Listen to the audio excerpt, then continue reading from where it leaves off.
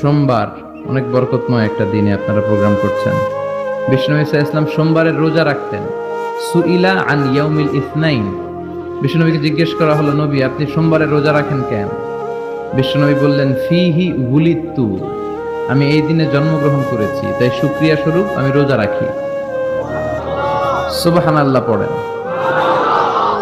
এজন্য বিষ্ণু ঈসা ইসলাম ওনার জন্ম দিবসটাকে উদযাপন করতেন শুকরিয়ার মাধ্যমে, রোজা রাখার মাধ্যমে। এজন্য বিশ্বনবী সাল্লাল্লাহু আলাইহি ইসলামের জন্ম দিবস অনুযায়ী যদি আপনারা ওই দিন অনুযায়ী কোনো আলোচনা প্রোগ্রাম করেন খুব ভালো, আর সেলিব্রেট করলে রোজা রেখে সেলিব্রেট করবেন, শুকরিয়া যে আমরা বিশ্বনবীকে পেয়েছি। বিশ্বনবী এমন নবী যে নবীকে বাদ দিলে কোরআন বোঝা যায় না, যে নবীকে বাদ দিলে হাদিস বোঝা যায় না, যে নবীকে বাদ দিলে হজ বোঝা যায় না, যে নবীকে বাদ দিলে ইসলাম বোঝা যায় না।